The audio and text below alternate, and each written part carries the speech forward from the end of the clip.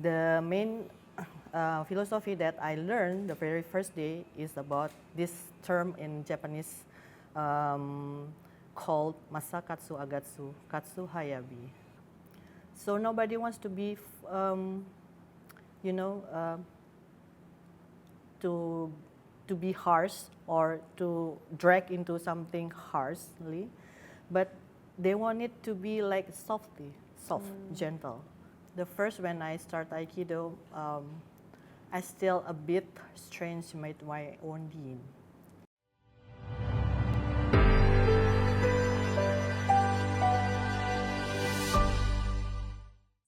Assalamu alaikum wa rahmatullahi wa barakatuh. I'm Guzelya and welcome to another episode of Luminihsan.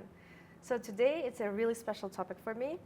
As a martial artist, I have a lot of martial arts that I am in love with and I get really inspired. So one of them is Aikido. Today I have a pleasure to have my sister, my friend, Shanti Indriati, who is a 5th Dan Aikido Master from Indonesia. And mashallah, she'll be talking about strength and surrender, finding power through discipline and fitrah. Fitrah is a natural thing that we're all born with. And usually the nature identifies that this fitrah exists in two ways. The one that is for women and then one is for men. And I think it's really important for people who are passionate about martial arts to talk about fitrah in today's world. Assalamu alaikum, Sister Shanti. Waalaikumsalam warahmatullahi wabarakatuh. So happy to have you here finally. You're actually one of the founding team of Luminihsan.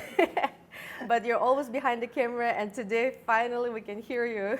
Alhamdulillah, thank you for having me here. That's a pleasure. SubhanAllah, we always have our talks behind the scenes in the cafes in different countries, but alhamdulillah now we can finally share with the world what is this that we're so excited about as fellow martial artists, right?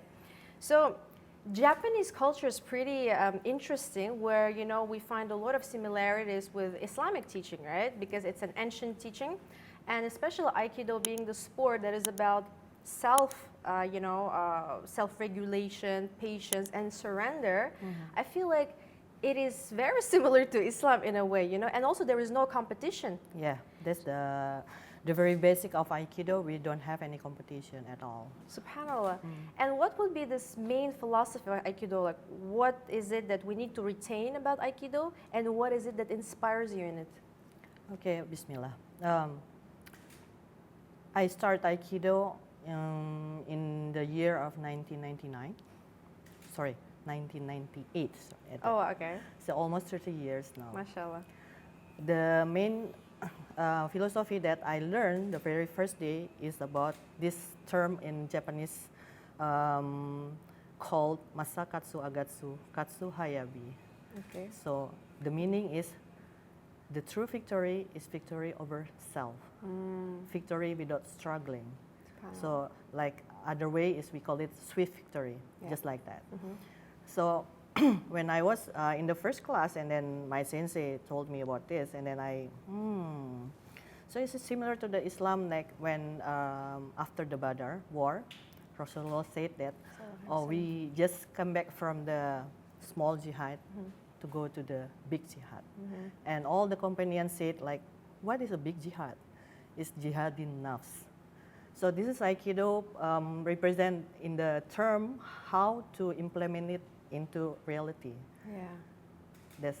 That's the goal of the Aikido. Aikido we don't have any competition because we want to build ourselves, we growing ourselves, we realizing ourselves, and we always be partner from the very first our practice. Our partner is not our victim.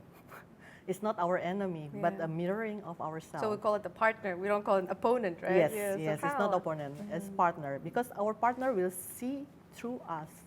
We can see through our partner what is inside us. It's like a mirror. Oh, subhanallah. No, I think so. There's an interesting background story, right? When we met 7 years ago in Malaysia, and I went to your session, and then I think I was either with I think I was not sparring. You see, I'm from a taekwondo. We were partner. I'm from a taekwondo background. We have opponents and enemies. So we were together, and subhanallah, and then the sensei told us to do some movement, right? And then I tried to do that, but I couldn't. And then you came in, and then you're like, no, you're too aggressive, you know, you're too aggressive, you gotta calm down, and then you try to think positively and don't think of me as an enemy. Yes. And then this was the moment when I had to really go inside myself and believe in what I'm saying. Because I cannot just say, yeah, okay, she's not an enemy. I really had to focus like, okay, she's truly not an enemy, and I have to, you know, in order to win, I need to be nice and I need to have clarity, right? And so this was the moment when you finally fell, remember? Yeah. Yeah. How does it work? Because at the first time, first thing in the Aikido is to always put positive mind. You know why? Because everything that negative mind, negative energy, it will make your body weak. And in Aikido, we have a certain of practice that can show it. You know, like in Al-Quran said that during the Judgment Day, Allah said that your mouth will be closed, and then your body will tell you, right? And then we just imagine how the body will tell. So in Aikido, we can prove it. Your body won't support you unless you are true with yourself. You are true with whatever you, from inside to the outside, should be the same. So there's one word in the Japan term is called Kokoro. Kokoro defined as two meaning, heart and mind. So one time we went to Japan and then we spent our time with our sensei there. So we back and forth there to practice and gain more knowledge with our sensei. There's two books of in English translate from Aikido book, and then this term Kokoro in one book translate as mind, and the other book translate as heart.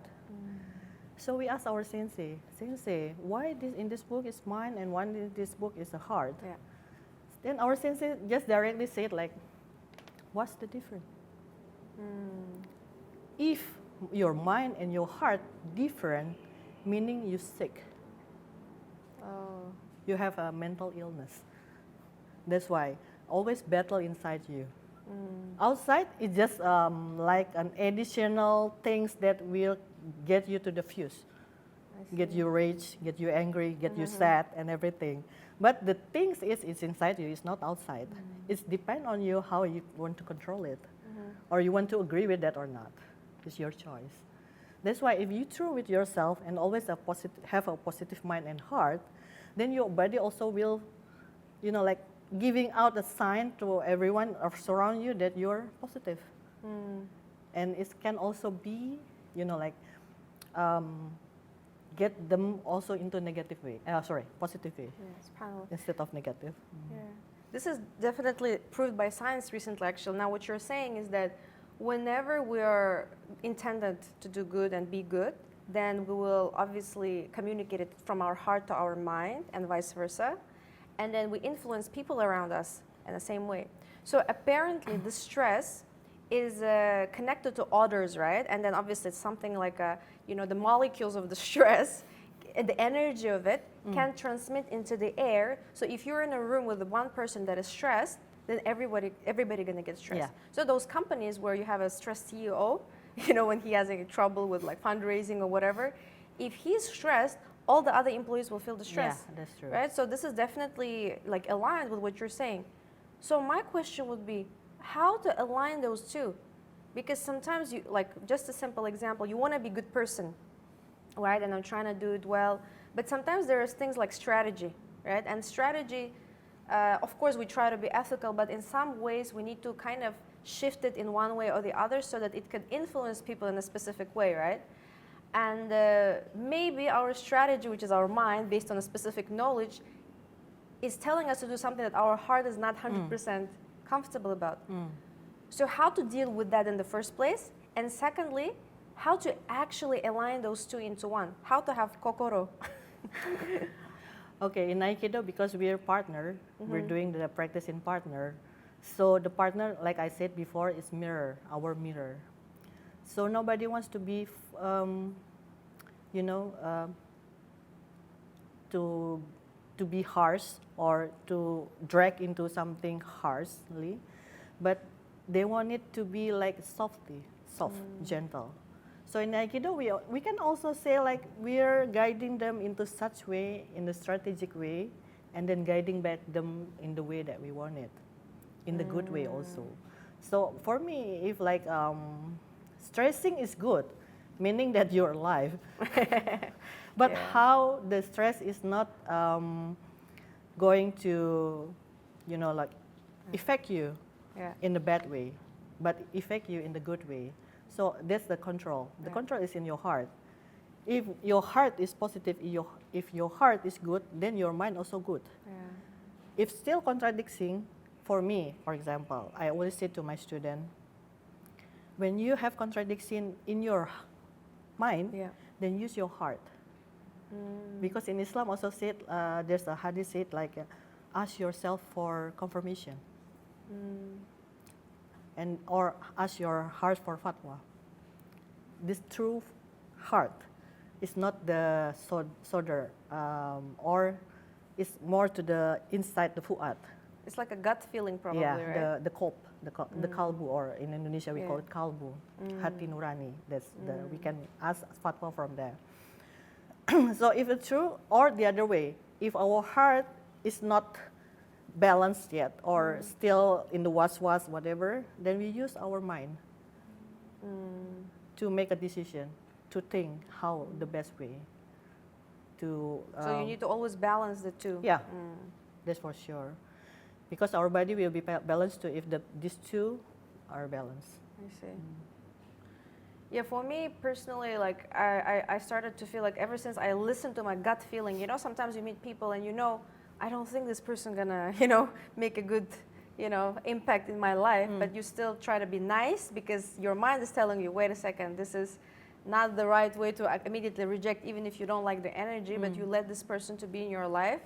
And then later you see the consequences that you actually made a mistake by listening to your logic and trying to be, trying to conform to the norms of how to, that you should accept someone into your life, let's say, right? So I feel like it's kind of similar. It's the easiest example that I can see where you don't listen to your heart in a way, right? It's kind of like, but we were talking about, this is a lot about surrendering. So you need to make your mind surrender your heart and vice versa. Is there a way to kind of strengthen one or the other via Aikido, apart from like working with the partner, is there a specific tips in it? Specific maybe, or like a philosophical guidance that you think help to come into the surrender state? In Aikido, the use of energy is very small. Just the same like you taking out a pan, for example, or taking out a cup from here. So no big energy actually. But sometimes people in this dunya, they tend to feel like the strongest person is the one who have a very big muscle, for example, and everything.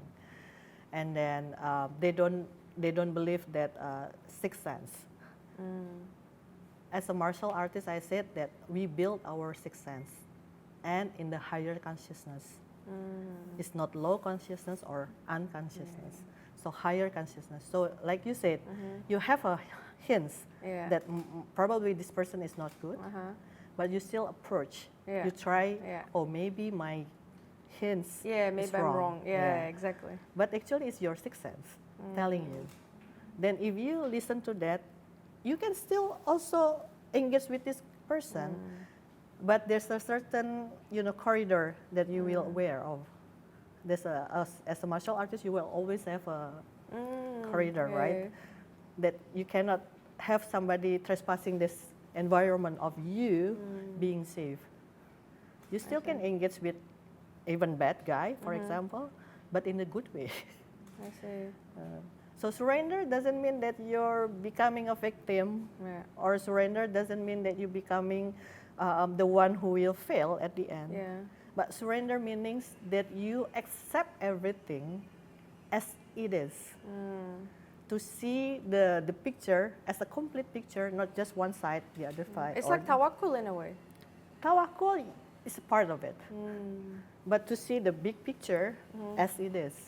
because sometimes we tend to have an assumption of everything. Yeah. For example, when you walk outside here and then you see a person with, like a clothes that never washed before for several days, and then you say, oh, this must be a poor person. Or the face is like, harsh and everything, you say, oh, it's a bad person. Yeah. You always have assumption. Yeah.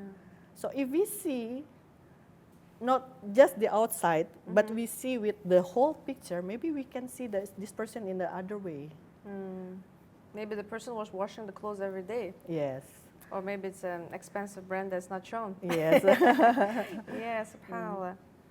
And obviously, all the martial arts, what I love about martial arts, generally speaking, whatever the style is the discipline, right? Just like sports. But the sport is like usually related to the fact of, okay, just the health and, the beauty, right? The aesthetics. But martial arts, there is like a spiritual way of, assessing yourself. And that's why like the belts and the dans are not the limit, because we know that until we die, we need to improve, right? So what is the speciality of Aikido discipline that you could share with us? And at what stage are you now? Interestingly, the first when I start Aikido, I still a bit strange with my own deen. It's just I start to walk on this deen. But Aikido opened up my mind and then my heart to know better about my deen. Because the founder of Aikido said like, Aikido is not religion, but it will explain you how you have to do in your deen. And it's correct. Long time ago, I said to myself, why this Islam is too many like haram, halal, you can do this, you cannot do that. And then I said, it's too many things. Yeah. But after I learned Aikido, then I learned about the philosophy and everything. Then I said, okay, I understand why Allah forbid this, why Allah allow this. And I'm not questioning, I accept it because the hikmah will be there. That's why. So, what brought you to this point? Because of philosophy of Aikido. Yeah, which one? The founder of Aikido said like, I'm not the creator of Aikido. The creator of Aikido is the creator of this world. Back to the one, back to the source. It's Tawhid. So then how he was able to create the Aikido, you think? I mean, he's not a creator, but how he was able to put it into this methodology, let's say, of self-discovery and improvement. So the founder of Aikido, he was expert in many, many martial arts before. Until after the World War II, he went to the war at the time. And then after the war, he said to himself, I have enough of the blood. I have enough of this malicious world, he said. So he went to what we call Hawat in Islam, to seclude himself into some village in the Tanabe at that time. And then what he did just doing farmer and then walking on the woods, on the jungles. He lived the prophet's life. Yes, like the prophet's life. Yeah. And then one day, he felt like a big light from the sky came to him. And then suddenly he can see the world as it is. So it's like enlightenment. So from that start, he created Aikido. So Aikido, most people said like Aikido is the harmony of the ki, the way to harmony the ki or the energy. But actually the Aikido, the energy. Yes. So actually the Aikido, what O-sensei or the founder of Aikido mean is the way of love. Of love. So the martial arts of love. Oh, okay. It's not just harmonize the ki. It's about the love. How you can give your love or your positive way to surround you. We have a level in Aikido. First is harmonize with yourself, meaning love yourself. And then with your partner or with other human beings, harmonize with other human beings and with the universe. And the last one will be with Allah, with the God. This is Aikido's philosophy. Yes. So Aikido is a monotheistic belief. Yeah. That's very interesting. Very interesting. Yeah. I think because the founder never know about Islam. Maybe if he knows about Islam, then maybe he become a Muslim at that time. So he says like connecting to creator because he knows there's one force that is controlling the world, subhanAllah. It's really interesting. So it's very interesting because now when you mentioned on how the Aikido came to this world, right? The founder was basically inspired by nature and because he was secluded in the supernatural, right? Environment. And then he basically understood his Fitrah in a way, right? So what is the Fitrah? It's a natural disposition that we have. And I would like to understand, is there a Fitrah, differentiation, like in Islam we have female Fitrah and the male Fitrah, for instance. Do we have that in Aikido? Do we have this kind of separation of like how a Fitrah should be for, genders? I think in Aikido it's just a basic Fitrah. So we not distinguish between male and female. But this basic Fitrah, you can learn it in our dojo from the very first time you come to our dojo, because you will realizing yourself in the way how this world or Allah give you the body and the soul and the ruh. Then you can feel it from the very first day when you practice in our dojo. As in Islam, we have a female and male principles. Yeah. So the Fitrah will be might be different, but actually the same in the different contexts. What are the differences and similarities in your opinion? Like in Quran, men and female have a same duty and responsibility. But on the other hand, also we, as a female, we have our own responsibility and duty specifically. And male also, for example, male is more to the, giving provider in the family and in taking care of the family, while the female is taking care of kids and guarding the things that our husband giving to us. That's the difference. But in Aikido, all this, just the basic, all the same responsibility and duty. So let's put a simulation. Let's say it is a times of the war, and we're in the house. Then we have two Aikido masters in the house. They're non-Muslims. So which one would go protect the kids at home, and which one go fight? In the tradition of Japanese, as far as I know, the women also have a part in taking care of during the war. You know the weapon called naginata? It's become a dowry for girl, for female. So they put it in above the entrance. So when the man going out for war, and she will the one who defend the house with that weapon. So it's just like in Islam then. So man still goes first, but then of course if you have to, women needs to go first. As like in the story, the female companion protect Rasulullah. Yes. Can you share about the story? Mashallah, it's amazing. So after I think it's a Badr. Yes, Badr, I think. It's a Badr. So everyone is like separate, far away from Rasulullah, and there's an enemy going towards Rasulullah, and this female companion, like I think she came also from the warrior background family, because she can do some weapon, and then she can do martial arts also. So she grabbed a shield and she grabbed a sword, and then she fought in front of the Rasulullah. Try to protect him until the end. So I think that at the end of the war, there's some cut in her body, and then I think it also cut off the hands, her hands. So she was sacrificing herself to protect Rasulullah. So in as a warrior, you will protect whenever you feel higher than yourself. You know, last time when I met, actually, your husband happens to be the sensei, right? Mashallah. An amazing person as well, Brother Hakim. So I remember he told me about my energy. So there are 3 types of energies, like, and then also the types of personality, right? So can you share about that? This is coming from Aikido, right? In Aikido we have like 3 kind of shape: square, triangle, and round, circle. So the square one is a very difficult to change character because it's harsh. Is you want you dominating, egocentric. Who's like that? No one will admit. So if you meet somebody with the same square, then you just have a conflict all the time. Bounce each other because there's no other way around to have a way out. So triangle is more flexible because you're seeing first the character of in front of you, the person in front of you, and then you try to mingle it in very soft way.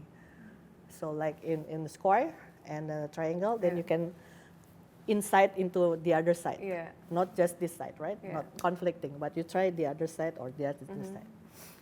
And then the best one is circle because there's no angle. So you can fit into everywhere, fit in. And then you can influence many. Interesting. And can we become circle? Can, inshallah. Really? How? Jihadin nafs. Jihadin nafs. That's the best way because, like I said before, the battle is inside you, not outside you. The more you get to know yourself, and then the more that you can control it, or you can become a better person each day. So your character also more and more to the circle way. But does that mean that the circle is not strategic? Strategic. Still strategic. It just is able to kind of camouflage. Yes. For example, the circle is going to like this, and then disappear, right? Disappear. But in the dead disappearance, still a circle, but you cannot see it. It's not stop. It's still going on. Same. And spiral, you mean? Interesting. And what shape are you now? Sometimes I'm triangle, sometimes I'm circle. I'm still learning. Sometimes I'm square. It depends on the practice. So also it's about the positioning, right? I guess. Yes. Because in some of the situations you have to be. Yes. So can you share more about that? Like, what are the? I feel like I'm a square, but it depends when.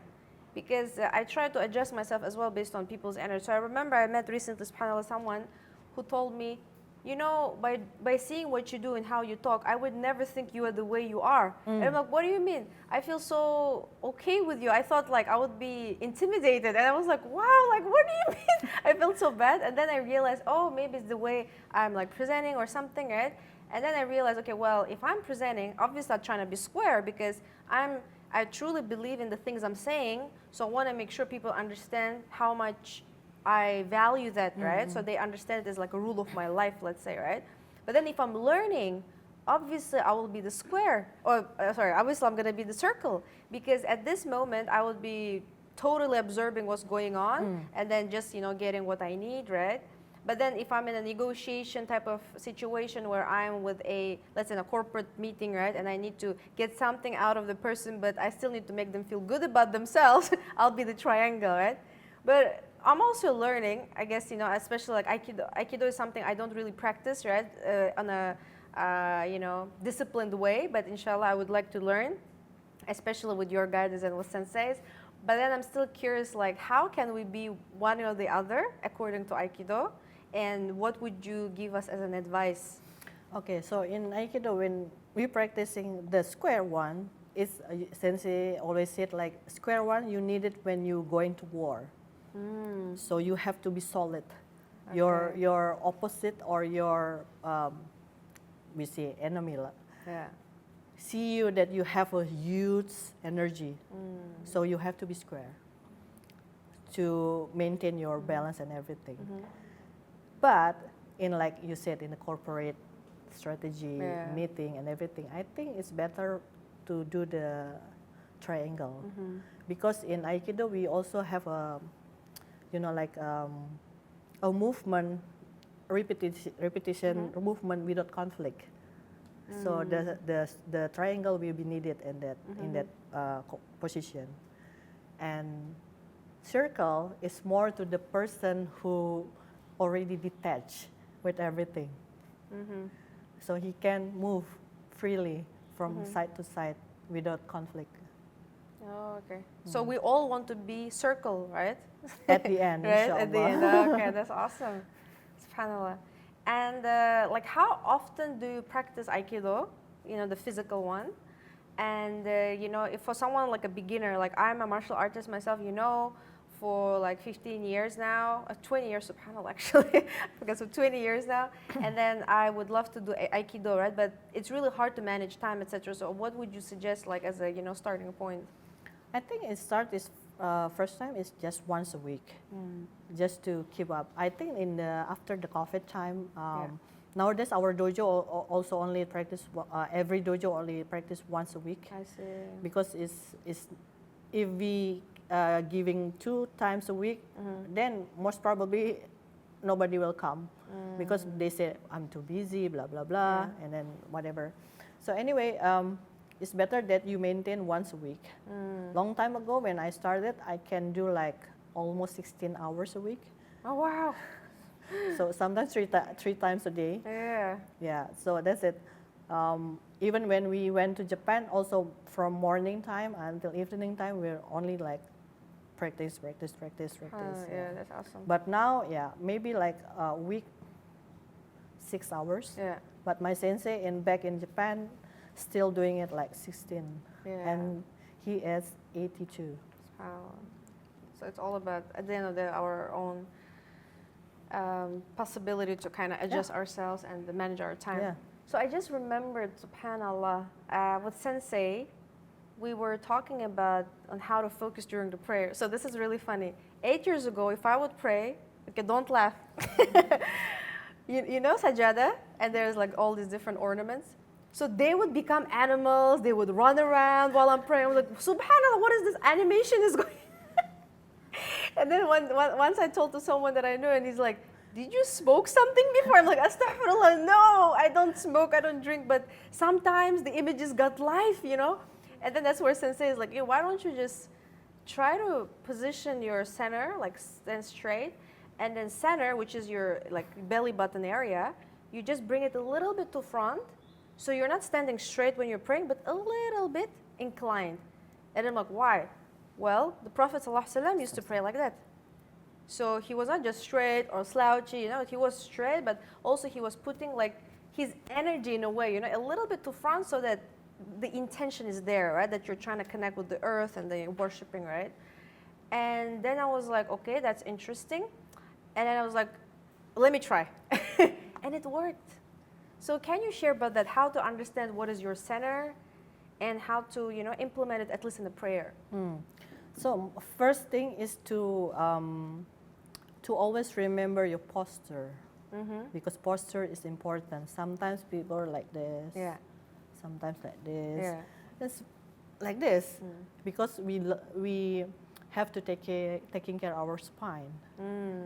People tend when they getting older or they tend to put their weight into the back. So let's say 30 years old, then they have a back pain. So first thing is to do with your posture. Like you said, it's inclined a bit. So your body weight will be on your toes, and then concentrate in the one point. So more to the like triangle. So in the sajada, there's one point there. And all your energy there. So your body will be more stable. And then when you can try it, if you recite Al-Fatiha during that time, you can hear yourself, and then you can hear the recite itself, and then you can feel it by your heart. But if you backward and your weight is behind, recite Al-Fatiha. In the middle, you must be la la la la. It's actually the waves, as simple as that, the science, right? SubhanAllah, now I'm just realizing. So if we're like standing, like this is the, you know, surface and we're standing a little like this, so the sound is going down and then it bounces back. Yeah, like echoing back. Yeah, echoing in a way, right? But then if you're a little like this or like that, well, the, you know, the sound goes like this or the around, right? Yeah, That's yeah, you cannot focus because your mind is in here, not in here. Yeah, so there's a little technical things that actually can make difference in your prayer even, right? Yeah. So it's, pretty good. I call it hadir or present. Uh-huh. So Yeah. when if you in that position always, then you will always be hadir. Yeah, you always hadir, yeah. present. You're You will always present. focus on what you do and what you will do next. I see, subhanAllah. Yeah.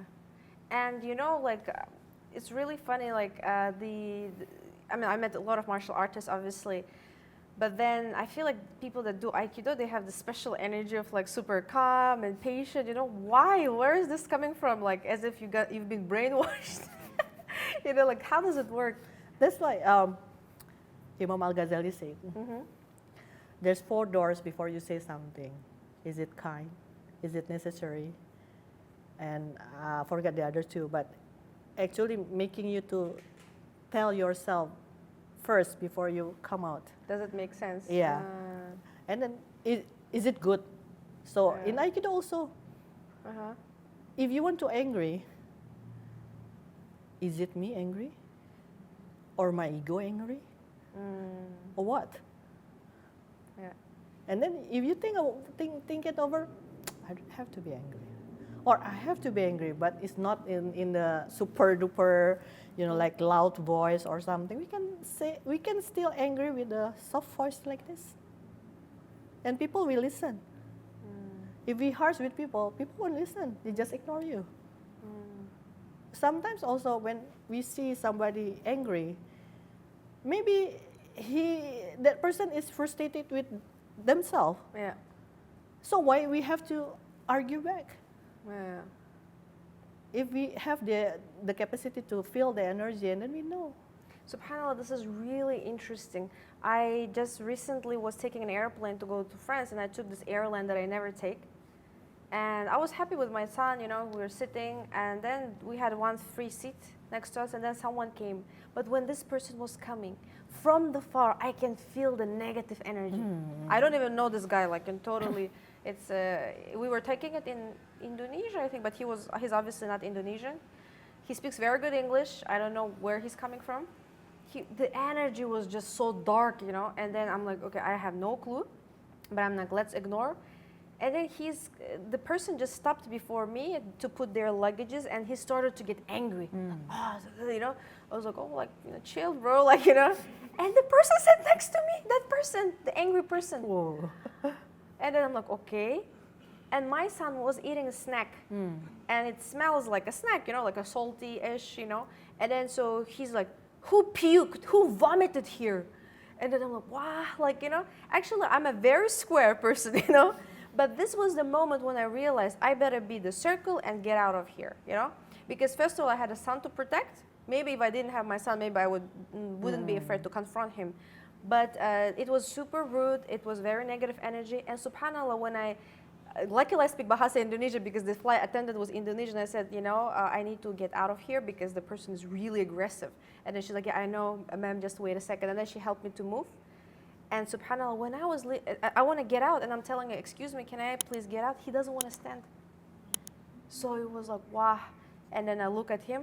You know, I'm trying to like energetically pass to him my influence. He got it, he stood. But then he's not talking to me. He's talking to the manager saying, why is she leaving? And I'm like, wow, subhanAllah, like, am I going to sit here since like 10-hour flight, you know? So it was really interesting, but I never had that before. So what I'm trying to say is like becoming closer to Islam and just trying to follow these things of like, you know, should I say something when it's not necessary? And also having other responsibilities by embracing my true fitrah of a Muslim woman who is the ambassador of Islam, of a mother who is a protector of her son. I took a role of a circle.